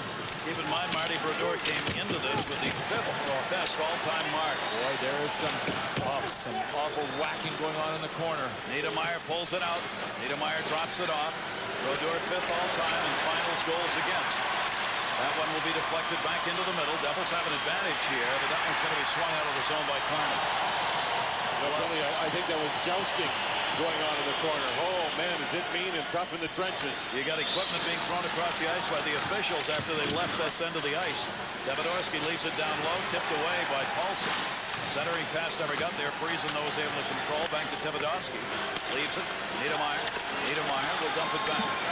53 left on the power play. Ahlers turned it around, then got sandwiched. Down he went. Puck still loose over there.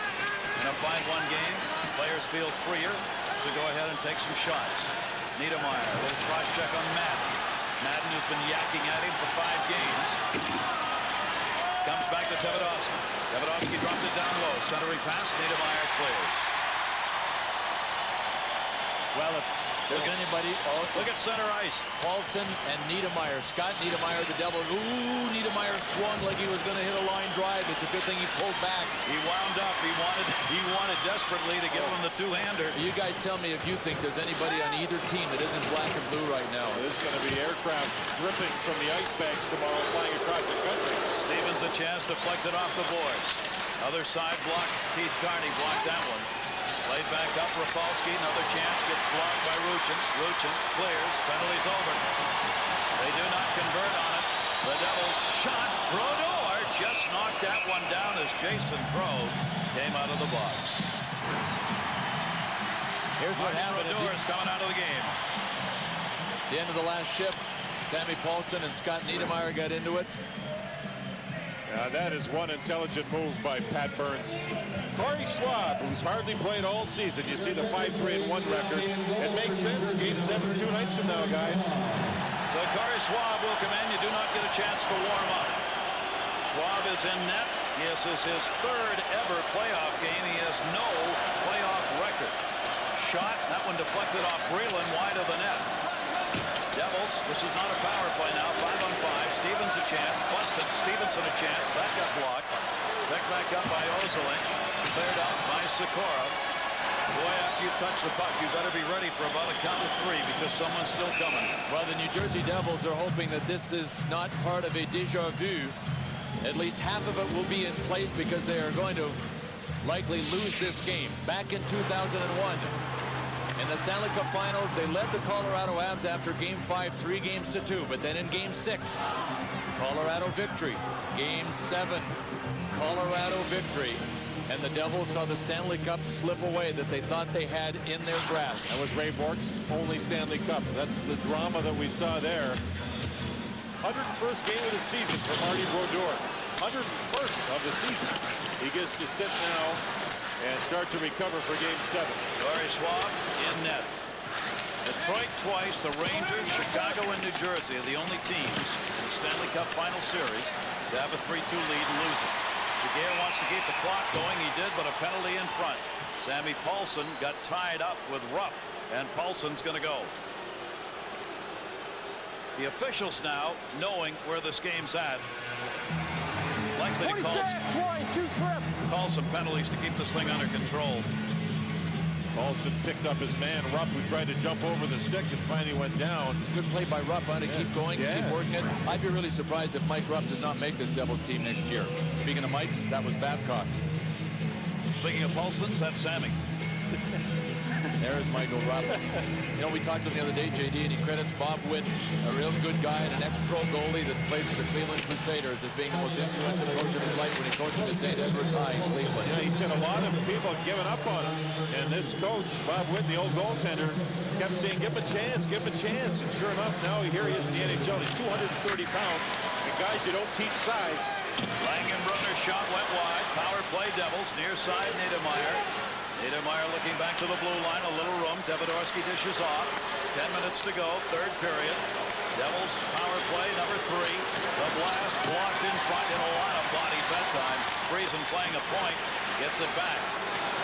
They're looking in the middle. Langenbrunner's up high. Rucks down low. Langenbrunner very high shot. That one missed the net. The Devils must have 6-8 shots here in this period that have not been on net. Played back behind it by Keith Carney on the penalty killers. Gary, almost all of them have missed high, too, and that's their book on Giguere.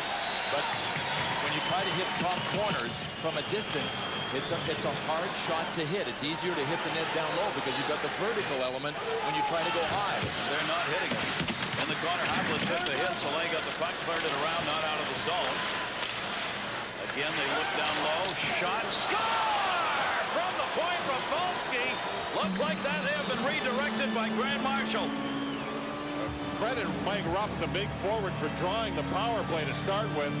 And the Devils just kept firing pucks and a good deflection through Giguere. And it's 5-2 with 9:14 to go. I think Brian Rafalski may be the best in the game at getting pucks through from the point. That blue stick of his, he usually wrists it through. That time he had room to slap it.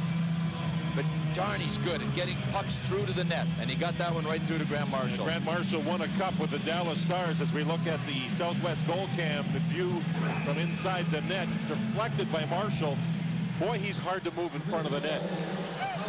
Most unlikely scorer. There's Rafalski, who set it up with a shot. Grant Marshall having a playoff year. Nobody could have realized what happened.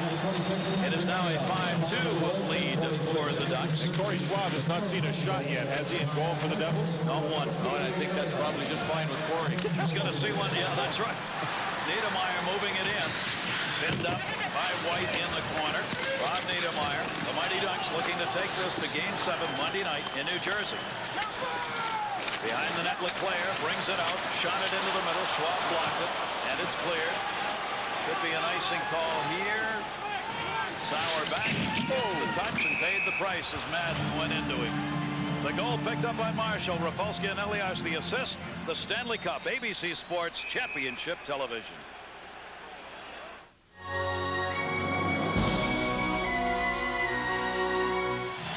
You gotta love this sign. Carol Niedermeyer, the mom of Scott and Rob, who are competing as brothers against one another. Scott, your mom wants Rob to win. Listen to Mom. And Carol is here. She's crisscrossing the country with the boys. She's going coast to coast. I think she's flying on the charters, though, is she? Oh, I don't think Nobody goes on the chart. Nobody. Nobody. You'd have to be a stowaway. That's right. Jason Kroll got that face-off. Ozil a chance. Corey Schwab reaching out, never got to him. Came back to Breland. Breland will move that one out through center. Back up, shot by Breland. That one goes wide. If the Ducks win this game and they are up 5-2, it's going to be another home ice win. The first 6 games will have all gone to the team playing on their home ice. Rayon cleared that one up. Turner Stevenson center. Giguere gets run into by Breland and his own man as they went back into the net. Devils will get it back at the other end. Well, the Devils have tied an NHL record with 11 home wins in a playoff year. They're 11-1. The Ducks will go to 9-1 at home. Amazing, isn't it? Just amazing. The last time a team won a Stanley Cup with a losing record on the road, you got to go back to '74. Last time that happened. Petr Sykora, former Devil, a factor for the Ducks. You think, and I'm not 100% sure here, but are the Ducks trying to save some of their guys here? It's 5-2 with 7:41 to go. The game is not, I mean, who knows what's going to happen? Well, it's the perfect time to give your fourth line more ice. Mark Schminnard's done a good job. Jason Krog. And even the third line, Bill. So the top 2 lines not getting as much as normal because they play in 2 nights if it goes to 7. Off the near side, will be moved up by Rupp. Dumped it out of there. Thomas drops it back. Both teams, Ducks rather, changing here. Off the near side, moving back in, Steve Thomas. His shot got blocked. Devils flip it out of the zone. Rupp got it out of there. Soleil will come back to play it. And will touch that one up for a delayed icing call there. Soleil wanted to just keep the clock going. I think your point's well taken, JD. Paul Kariya has played under 4 minutes here in the third period. I just think it's smart. I mean, he got throttled, as we all know, in the second period. It was a clean hit by Scott Stevens, and I'll be honest with you, I didn't think he was going to be back until next season. He's had a concussion problem in the past. That helmet helps him too, by the way. He hit his head hard on the ice when he went down, but he does wear the helmet that helps you guard against concussion because it pads the back of your head for just such a situation. And doesn't come flying off on impact, so that when you hit your head, the helmet's still on. LeClaire a chance. Schwab, welcome to the game. Corey Schwab knocks that one down and hangs on. 6:52 left. Game 6. We're headed for Game 7. Paul Kariya, first three-point playoff game since '99. Martin Brodeur, 2-3 in his career in the finals. So a must win. Those light replays.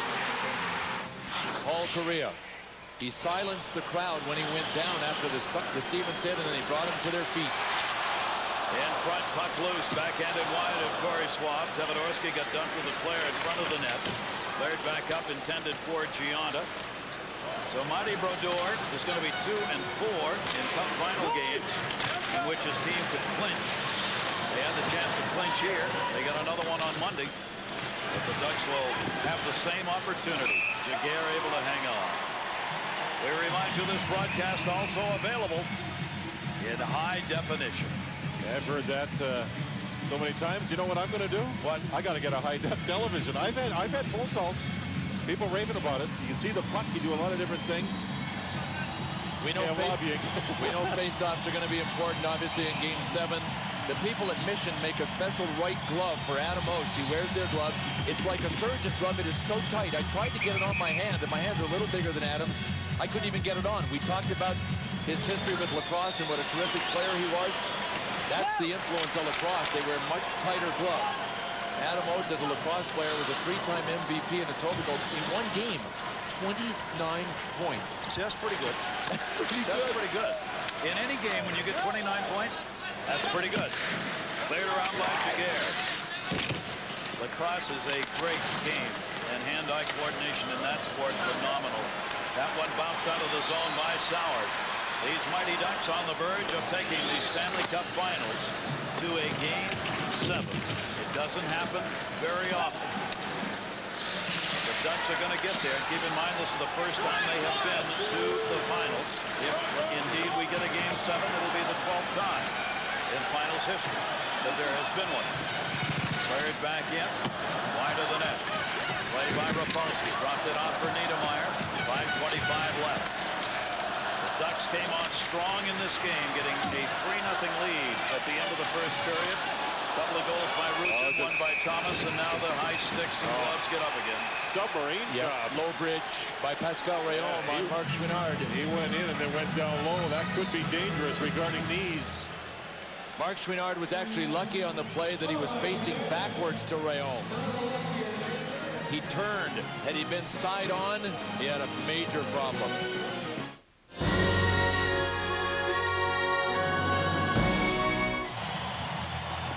Pressure is on this man, Steve and Christina. Steve said that he would marry Christina, his long-term girlfriend of 7 years, if the Ducks win the Stanley Cup. Well, after this game, looks like they're 60 minutes away, guys. Well, what's the deal here? Does Christina stand no chance if they lose? I mean, is Steve just sort of coming across with the ring if they win? I think he's ready. And by the way, do they know the Devils are pretty good on home ice? I think he's ready, no matter what. They're going to go to New Jersey. So on the game-winning goal, our camera will be focused on them. Of course, you never know what the game-winning goal is. Nice story. Nice story, but all right. 4:55 left in the third. We wish them luck. You'll never see them again. Rayon tripping at 14:45. This is the 7th power play of the game. As the Mighty Ducks on the advantage, they have picked up 2 power play goals. Game to Soleil. just going to rag it off here. They're on the power play, but they're acting more like they're penalty killing.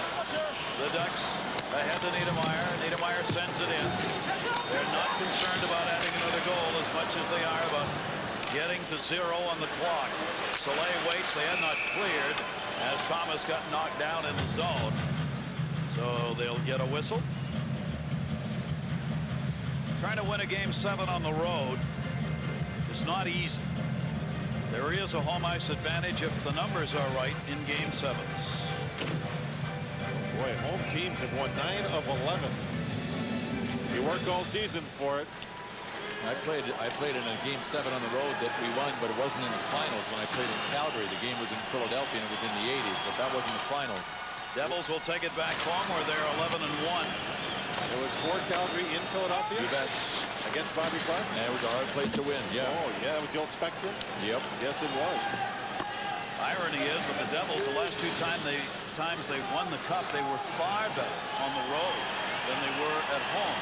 Pat Burns, one of the things he wanted to do was get this thing turned around this year for home ice. They did it during the regular season, and they have really done it here in the playoffs. And I think that'll be their theme for game 7. I really do. We're worked all season. We're at home. Go get it. That one deflected. That'll go up and over the glass with 3:33 left to go. And that begs the other question about Joe Nieuwendyk, who took warm-up tonight because he wanted to feel a part of the team, not ready to play. But another couple of days. Problem is he hasn't skated, JD, and boy, that wouldn't even be fair to him. And the other thing, Bill, is, and we'll have game 7 Monday at 8 o'clock Eastern time on ABC. That's Joe Nieuwendyk skating in warm-up. The last game he played was in Ottawa. You guys were there for it. He lasted a couple of shifts early in the first period, and he had to call it quits. Yeah. You can't do that to your team. You have to be sure you're ready to play the full 60 minutes. That's the deal. Or somebody else has to play in your place. Pat Burns wants 4 lines, and if you have a player in there you're not sure about, that's really tough. I would really be surprised if he dresses for game 7. And here in this game, full marks to the Ducks for being able to handle that toughness that the Devils have that they showed the Ducks in game 5 in New Jersey. This is going to be just the 4th time in finals history where the first 6 games of the finals have been won by the home team. You've got to go all the way back to 1971, Chicago-Montreal for the last time that happened. But the Ducks are about to win another home game to even this thing up at 3-3 with 2:57 left to go. We're back to 5-on-5 hockey here. That's going to be touched up behind the net by White. But both of these teams know there's going to be another game in this 2003 season. You think Brodeur's any good after he gets blown out of a game? Just a bit. He is 5-0 in the playoffs after allowing 5 or more goals. Don't worry about this guy's elasticity. He bounces back. That'll be game number 102 for him to finish up the season. He gave up 5 goals against Boston this year. Came back in the next game. Shutout. The only thing he doesn't want is overtime. Strange record he has in overtime, isn't it? He just can't win overtime games. Was it 8-18 lifetime? 8-18. And the Ducks are on the other end of the graphic. They're 7-0.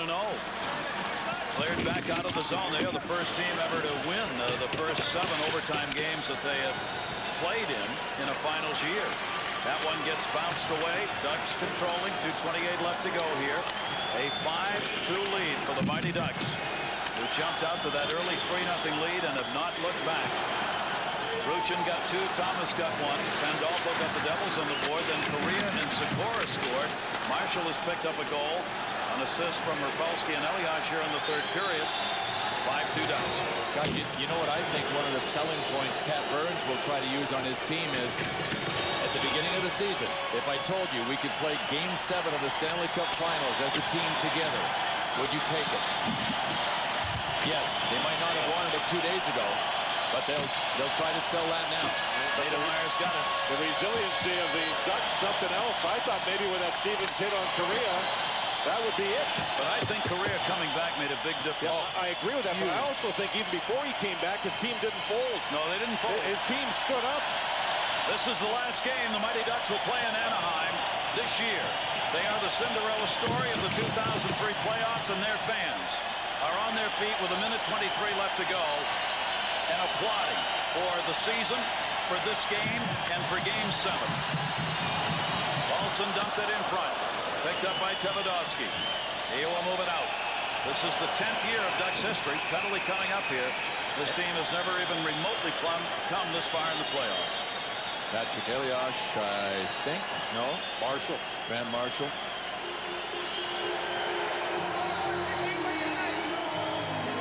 Obstruction! It's called obstruction tripping. A sneaky little trip on Chouinard, who goes down.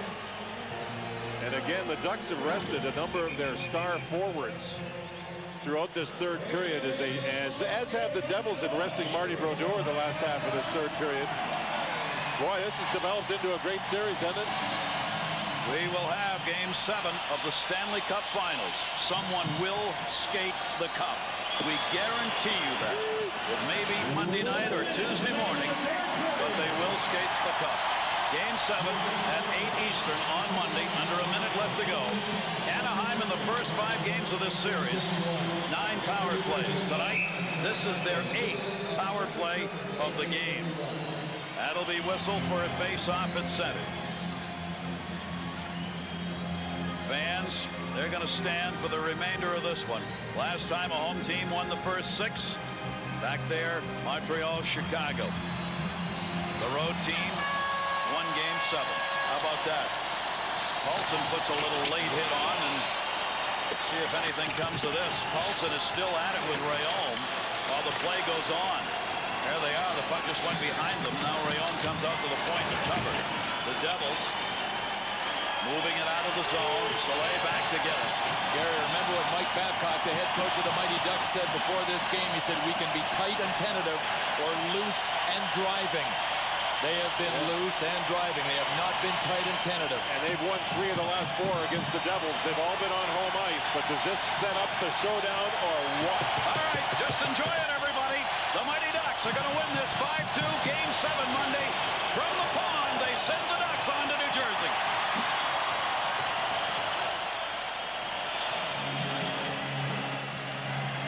And we may see a lot more of this in the final 0.4 of a second. You will read the box score tomorrow, the box score, and White and Thomas will get 2 minutes each at the 20-minute mark of the third period. Paul Kariya with a comeback tonight, and look at his coach.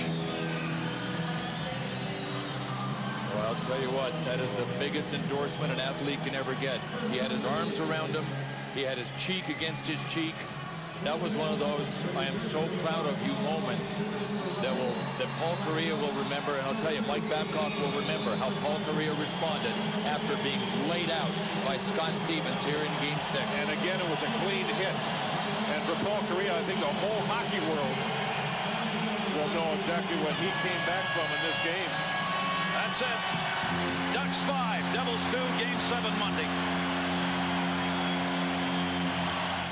So the Mighty Ducks force a 7th and deciding game in the 2003 Stanley Cup Finals with a decisive 5-2 win at home. They get another power play goal early in the period, Brian, from Petr Sykora, another of the big guns, to pretty much salt this one away. Brodeur gets pulled midway through the period. Now we're going back to New Jersey. The home team has won every game in this series. Why? You know what? And that's hard to say, because the interesting thing from a coaching standpoint in this series is that Pat Burns didn't get too caught up in matching lines. So he didn't have a specific line out there all the time whenever Paul Kariya was on the ice. He matched up Scott Stevens against Paul Kariya for obvious reasons. But other than that, you wouldn't think that home ice advantage would be or would make such a huge difference in this series.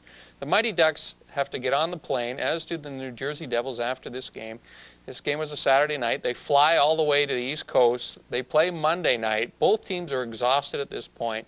Both teams only need one win. Obviously, one more game to determine the Stanley Cup Final. The Ducks were unable to get it done in that game, number 7. For the first time, we saw a couple of cracks with Jean-Sebastien Giguere. He let in a goal that maybe he would like to have back. But Anaheim was just unable to generate any offense whatsoever in Game 7. It just looked to me in Game 7 that they just plain ran out of gas. Well, the Ducks didn't have any luck at all, despite not winning any of the 4 games in New Jersey in this series. They lost all 3 by 3 goals, and Game 7 would be the all-too-familiar 3-0 shutout, as was the case in Games 1 and 2 as well. But for Anaheim, As well as New Jersey, you talk about having no success on the road. There was two schools of thought as far as the coaches go as well, outside of matching lines or not, the way they handled their teams on the off day and practicing and when they traveled and whether they skated or not. Pat Burns would come to Anaheim with his team and say, look, boys, this is a travel day. We're not going to skate. Then the morning skate on the day of the game was the only time they would skate. The other side of the coin was Anaheim and Mike Babcock would get in, and they would get a skate on that travel day.